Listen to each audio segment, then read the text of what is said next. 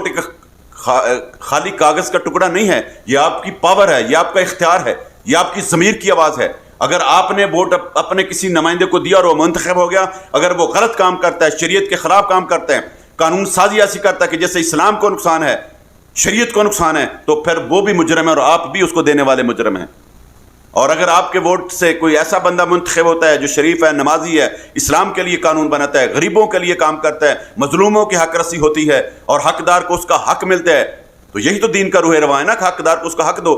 تو جب وہ ایسا بندہ کام کرتا ہے تو پھر وہ عبادت ہے اور یہی سیاست ہے، پھر آپ کو بھی اس کا ثواب ملے گا۔ آخری سوال کہ ہم رحیم یار خان میں تو سنتے آئے ہیں کہ اتحاد اہل سنت، اتحاد اہل سنت، اور الحمدللہ اتحاد اہل سنت دیکھا بھی سے، کیونکہ ہم دیکھتے تھے کہ کوئی بھی مسئلہ ہو تو ہر جماعت نے اپنے 20 50 بندے لے کے، کوئی آج کر رہا ہے، کوئی کل، کوئی پرسوں، کوئی احتجاج، کوئی پروٹیسٹ وہ کر رہے ہیں۔ لیکن الحمدللہ اب ماشاءاللہ ایسی فضا ہو گئی ہے کہ جیسے حال ہی میں فلسطین والا معاملہ، مسجد اقصیٰ والا تھا، ماشاءاللہ تمام تنظیمات اکٹھی ہوئیں، تو اب جو ہے اتحاد کی جو فضا ہے وہ بن رہی ہے۔ کیا عالمی سطح پر یا ہم کہیں کہ ملکی سطح پر کیا اتحاد اہل سنت ہوتا ہوا دیکھ رہے ہیں یا ہو سکتا ہے؟ دیکھیں جی، یہ بہت اہم سوال ہے اور میں سمجھتا ہوں کہ اس میں اہل سنت کی بھی بقا ہے۔ پاکستان میں سب سے بڑی آبادی جو ہے وہ اہل سنت کی ہے۔ آپ کہہ سکتے ہیں کہ جس سواد اعظم اہل سنت ہے، لیکن اگر پیچھے تھوڑا سا جائیں تو پاکستان جب بنایا تھا تو اس میں ہمارے علماء و مشائخ کا بڑا کردار ہے۔ اس وقت کوئی میڈیا کا دور نہیں تھا، اتنے چینل نہیں تھے، پرنٹ میڈیا بھی اتنا نہیں تھا، لیکن ہمارا جو خانقاہی نظام تھا نا، وہ ہیڈ کوارٹر تھے تحریک کے۔ ہمارے علماء کرام کا بڑا رول رہا ہے اس میں، اور بڑے بڑے آستانے جو تھے وہ سارے کے سارے پاکستان بنانے میں اپنا کردار ادا کر رہے تھے۔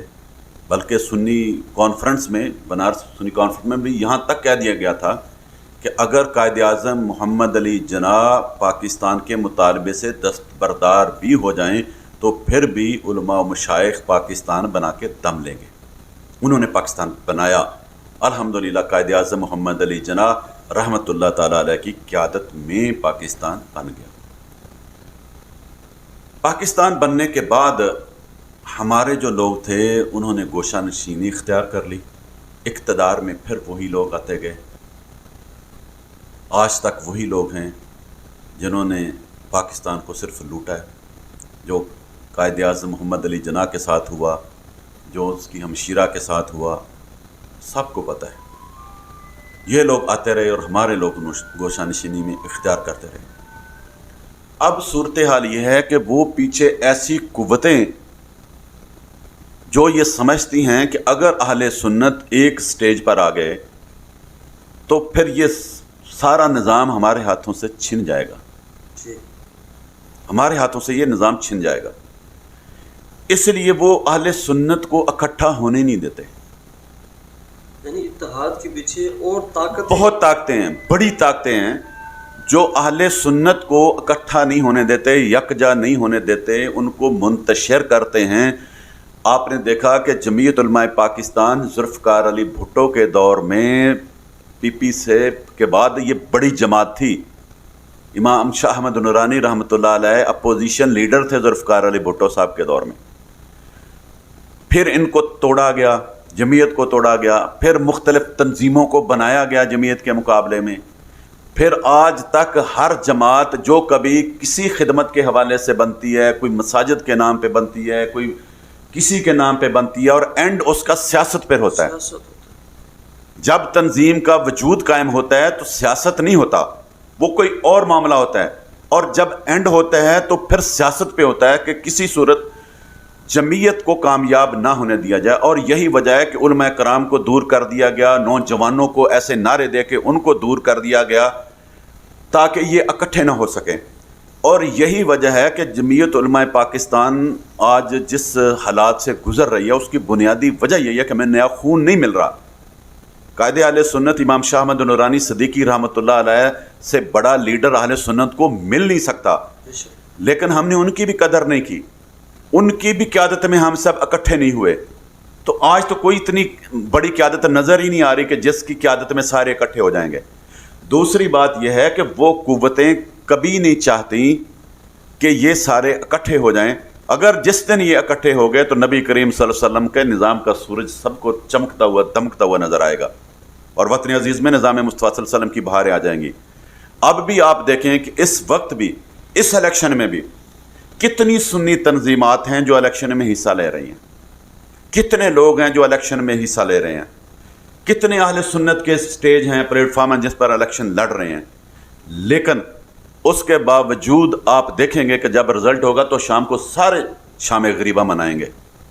بنیادی وجہ کیا ہے کہ ان میں اتفاق نہیں ہے، اتحاد نہیں ہے. یہ کسی بڑے مقصد کی خاطر بھی اکٹھے نہیں ہو سکتے.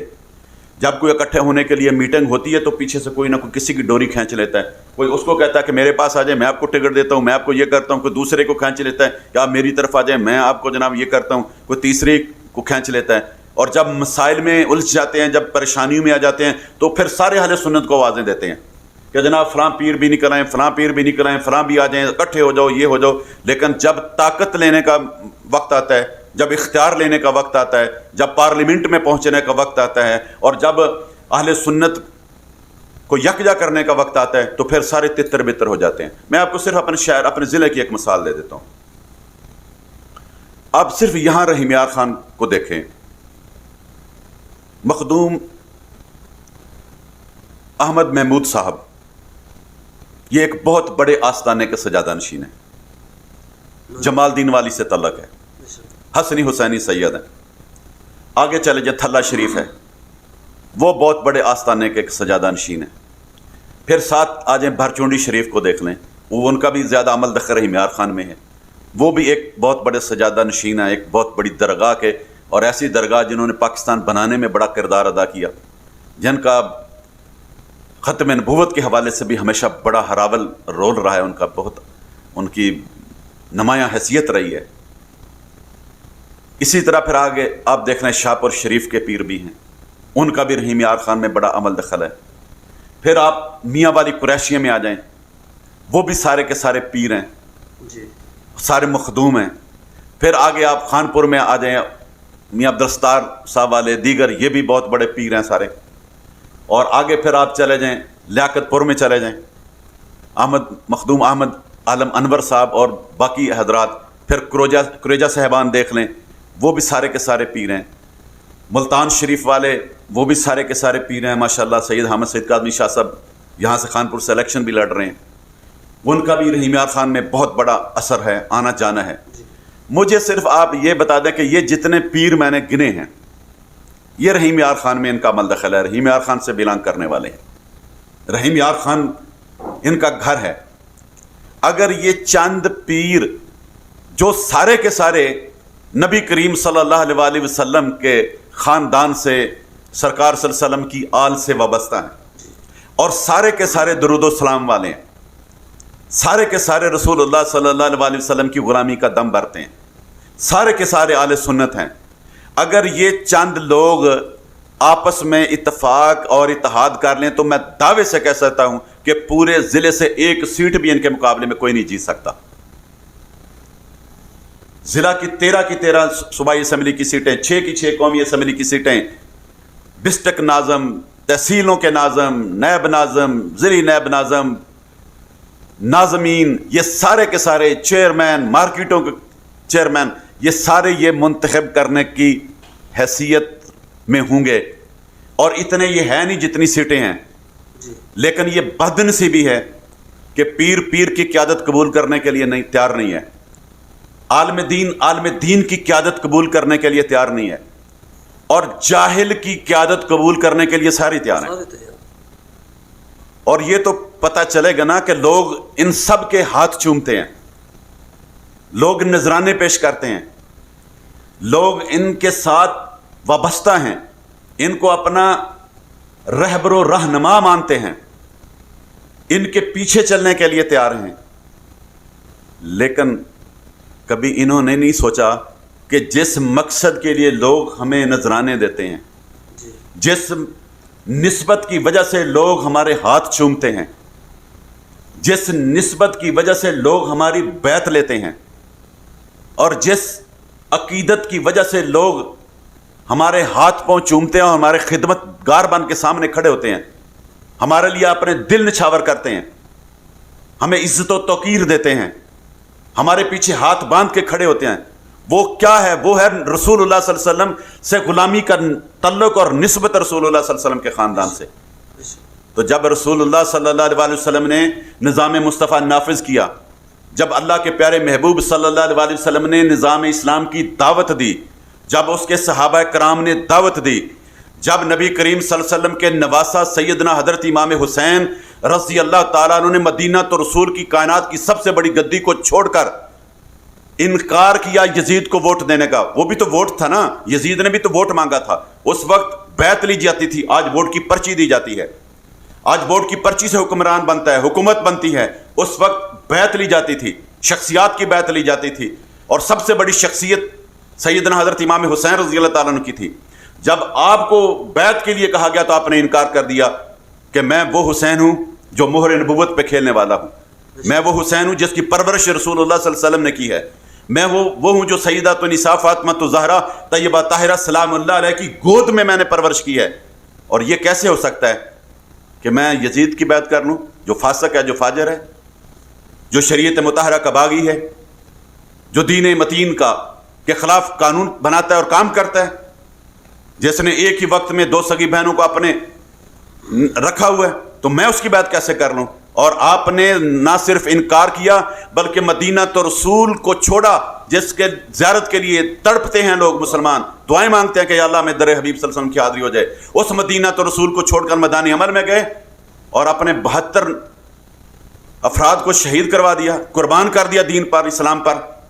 और लोग तो उस वक्त भी कहते थे वो तो 72 हैं सिर्फ, और वो बहुत बड़ी फौज थी उनके पास, यजीदी कुव्वत थी, लेकिन सारा कुछ कुर्बान करके इमाम आज भी जिंदा हैं और वोट की अहमियत को बता गए हैं कि वोट की अहमियत क्या है। ये वोट कोई मामूली टुकड़ा है, ये कोई कागज का पुर्जा है। हम समझते हैं कि जनाब हम किसी चोर को दे दें, हम किसी उचक्के को दे दें, हम किसी राहजन को दे दें। ये वोट एक खाली कागज का टुकड़ा नहीं है, ये आपकी पावर है, ये आपका इख्तियार है, ये आपकी ज़मीर की आवाज़ है। अगर आपने वोट अपने किसी नुमाइंदे को दिया और वो मुंतखब हो गया, अगर वो गलत काम करता है, शरीयत के खिलाफ काम करता है, कानून साजी ऐसी करता है कि जैसे इस्लाम को नुकसान है, शरीयत को नुकसान है, तो फिर वो भी मुजरम है और आप भी उसको देने वाले मुजरम हैं। और अगर आपके वोट से कोई ऐसा बंदा मुंतखब होता है जो शरीफ है, नमाजी है, इस्लाम के लिए कानून बनाता है, गरीबों के लिए काम करता है, मजलूमों की हक रसी होती है और हकदार को उसका हक मिलता है, तो यही तो दीन का रूह रवां है ना कि हकदार को उसका हक दो। तो जब वो ऐसा बंदा काम करता है तो फिर वो अबादत है और यही सियासत है, फिर आपको भी उसका स्वाब मिलेगा। तो अगर ये हमारे पीराने उज़ाम सिर्फ यही सोच लें, मैंने तो सिर्फ एक ज़िले की, आपको एक शहर की मिसाल दी है कि अगर ये आपस में इत्तफाक कर लें एक ज़िले में, तो पूरे पाकिस्तान को भी पैगाम दे सकते हैं कि हमने एक शहर में इत्तफाक किया है, रसूलुल्लाह सल्लल्लाहु अलैहि वसल्लम के निज़ाम पर किया है, हमने इस्लाम की बालादस्ती के लिए किया है, हमने ख़त्म नबूवत पर काम किया है, हमने अल्लाह की रज़ा के लिए इत्तेहाद किया है और दीन के लिए किया और पाकिस्तान को बेहतरीन बनाने के लिए किया, पाकिस्तान को इस्लामी इस्लाही स्टेट बनाने के लिए किया है, हमने मजलूमों की हक रसी के लिए किया है। तो मैं समझता हूँ कि पूरा पाकिस्तान सुधर जाएगा और पूरा पाकिस्तान के तौर पर यह रहीम यार खान का नमूना बन जाएगा। तो अगर ये चंद लोग भी आपस में इत्तफाक और इत्तेहाद करने के लिए तैयार नहीं हैं, इनको भी पीछे से बहुत से होंगे जो खींचेंगे, तो फिर मुझे बताओ कि अहले सुन्नत जो सवाद आज़म है वो अपने अपने मफादात को छोड़कर और छोटे छोटे मफादात को छोड़कर बड़े मफाद की खातर इकट्ठे होने के लिए तैयार ही नहीं है। आज भी अगर अहले सुन्नत में ये शऊर बेदार हो जाए और अगर आज भी वो सियासी तौर पर उनमें अवेयरनेस आ जाए, उनमें शऊर आ जाए, उनमें सोच आ जाए, तो आज भी पाकिस्तान का मुआशरा भी संवर सकता है, पाकिस्तान के हालात भी संवर सकते हैं और पाकिस्तान ना सिर्फ फलाही स्टेट बनेगा बल्कि आलम इस्लाम की क़यादत भी करेगा। और यही वजह कि आज पूरी दुनिया के मजलूम लोग पाकिस्तान की तरफ देख रहे हैं। वो पाकिस्तान को अपना निजात दहिंदा समझते हैं, वो समझते हैं कि पाकिस्तान ایک ہمارا اسلامی ملک ہے، ایک برادر ملک ہے، ایک بڑا ملک ہے جو ایٹمی ملک ہے، وہ ہمیں ریلیف دے گا۔ کشمیر کو دیکھیں، وہ بیچارے پاکستان کی طرف دیکھ رہے ہیں، پاکستان کے جھنڈے میں دفن ہونا پسند کرتے ہیں۔ فلسطین میں جو مسلمانوں کی حالت ظاہر ہے وہ سب کے سامنے ہے۔